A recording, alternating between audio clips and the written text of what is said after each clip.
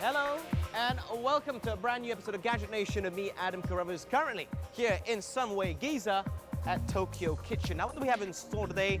Something for all those Windows 8 lovers for one, the re-emergence of a very popular video game series, and also a new entry for Canon into the camera market. What on earth could I be talking about? You will have to stay tuned to find out.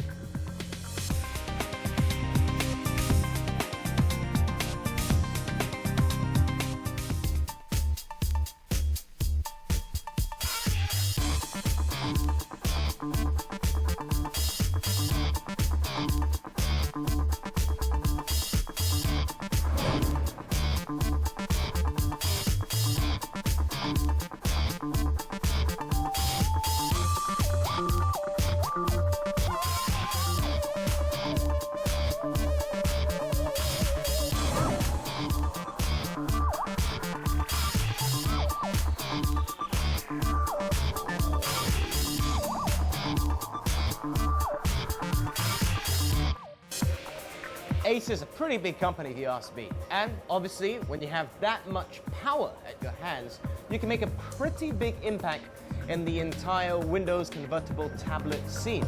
So there is an entry into the market at a cheaper category though. It's the Acer Iconia Tab W510. What do I think about it? Let's find out.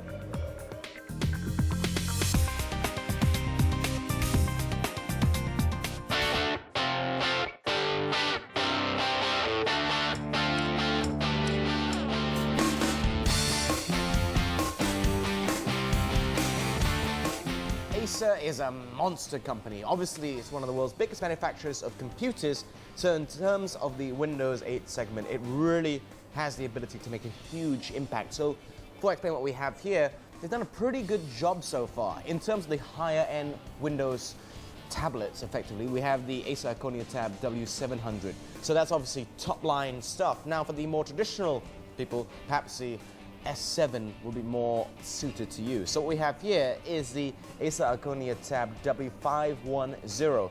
And looking at it, it's basically a cheaper version, or feels or looks like a cheaper version of the Acer Iconia Tab W700. And it pretty much is. I mean, the back here, it's plastic, as is the sides, and it curls around to the front.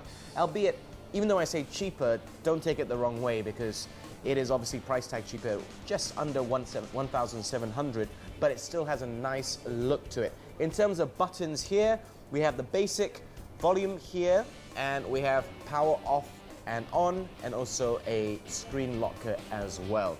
So basic is good.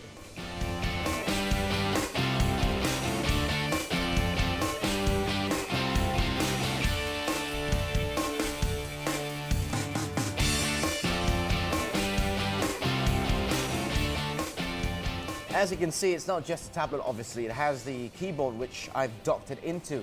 Now, this follows pretty much the same as the tablet part itself, and it's got white parts and silver. So in terms of a color scheme, it does look nice. Now, if I fold it up and put it in, it adds about 0.75 of an inch onto this, and it's still maybe about 2-point-something pounds, so it's not too heavy either. 2.8 to be specific. Let me just pop it open again. So how does it feel? Well, it docks nicely into it, and you can also pop it out rather easily like such, with a little latch there at the front. So obviously, in terms of convenience, very cool. So in terms of putting it back into place, it's as simple as that. Now, it doesn't flip around on itself, but if you want to give presentations and the such, this can also act as a sort of stand. It's rotating about 275 degrees. You can put it like that, etc., and you can do your presentation, and it creates a nice, firm, steady base for the actual screen itself. Let me push this back. Now, I have to say, it feels also just a little bit cheaper in comparison to the W700, but at the end of the day, you are paying less, so it's pretty much to be as expected. Another thing I don't like about the keyboard is it's top heavy, so it's kind of, not sure if you're picking that up, but it's not very steady because it's so much heavier on the top half. But apart from that, it certainly does its job pretty well.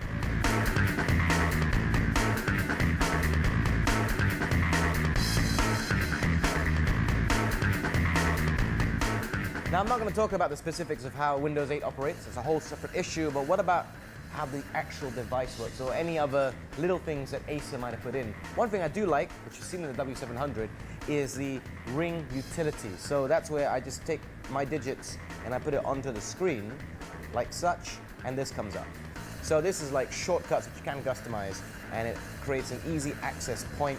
So you click photos and then content will come up here. So that's pretty cool if you ask me. Now, in terms of the keyboard layout though, I have to say one thing. Some of the things don't really make sense. Like some of the keys have been shrunken. Like if you see here, the right shift key is smaller, the left one is pretty large. It's very well spaced out in this island style, but the problem is I would rather some of the other keys be shrunken, like the arrow keys, for example. Saying all that together is just a couple of nitpicking issues. You won't struggle to write short emails or reply to smaller things on this. You won't want to write a book on it, but it'll certainly get the job done. Now, the touchpad here, it's very erratic, it doesn't work too well, and also it doesn't support the Windows 8 gestures as well. That will all come from the actual screen, the touch screen itself. So almost a bit redundant having this because it's just a little bit touch and go.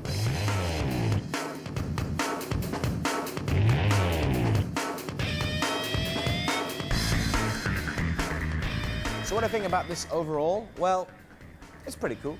The camera at the front isn't great, 2.1 megapixels, and if you're going to take some shots, it will most likely appear a little bit grainy. On the back camera, it can shoot 1080p videos, but if you go from the sky, the bright sky, to something dark, it tends to struggle to keep up with that. But I always believe I'm not buying a tablet for the camera itself. I have a phone for that, and there's obviously more options in that sense. Overall, the battery and stuff really add a lot. With a keyboard dock and so forth, you're talking 15 hours of battery, which is absolutely outstanding, and it can play traditional desktop programs as well, unlike something like the Microsoft Surface, etc. So obviously it's got a one-up in that sense. Now, in terms of price, I mentioned a cheap price, that's just for the tablet. You throw in the keyboard, and you're talking a shade over 2,000 ringgit, which is pretty nifty. It's about 2,199. So you're getting into netbook territory there, and I'm not sure if this will be powerful enough in terms of day-to-day operations. Yes, it's very easy to use. Yes, you can customize it how you want to. Just be a tablet, it can be a netbook, however you want to use it. But the question is, you have to question the power. That's it. Is it enough for you? Is it not? That's up to you. I can't really say, but just be a bit wary of that.